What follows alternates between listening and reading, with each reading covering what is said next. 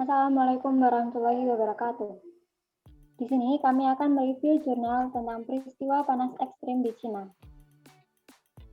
Dan ini adalah anggota kelompok kami. Ada Afina, Diana, Kaisa, Kansa, dan Melkia. Di sini kami akan bahas abstract, introduction, result, and conclusion. Yang pertama, abstrak. Peristiwa panas ekstrim atau yang disingkat EHE memiliki dampak yang signifikan terhadap ekonomi, sosial, dan kesehatan manusia. Cina adalah negara dengan jumlah penduduk yang besar dan medan yang beragam, dan perlu untuk memproyeksikan perubahan panas ekstrim di masa depan di sub-wilayah. Penelitian dilakukan oleh Community Earth System Model.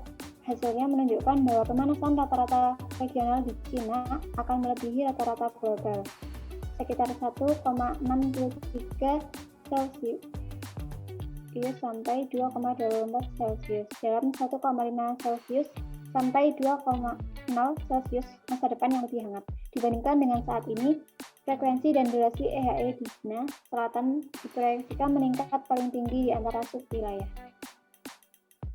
2. Introduction.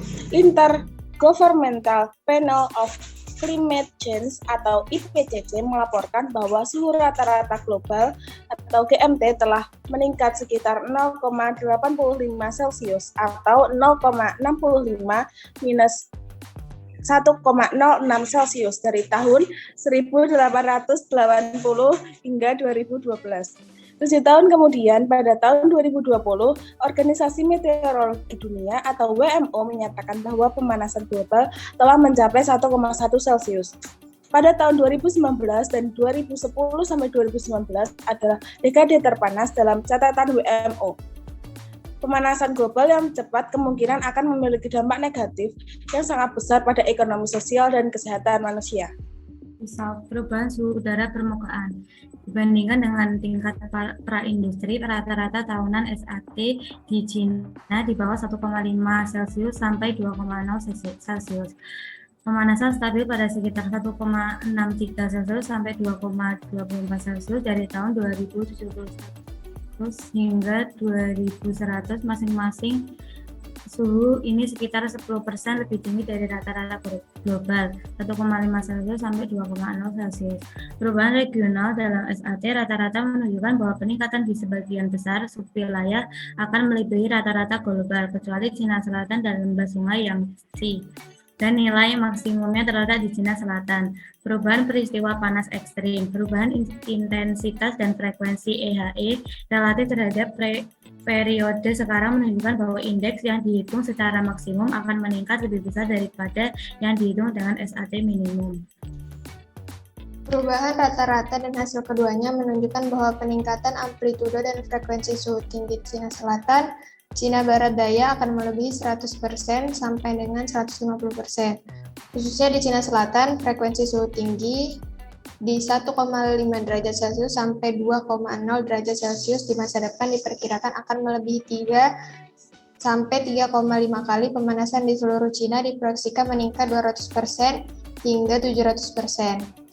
Perbedaan sirkulasi atmosfer pada pemanasan tambahan 0,5 derajat Celcius.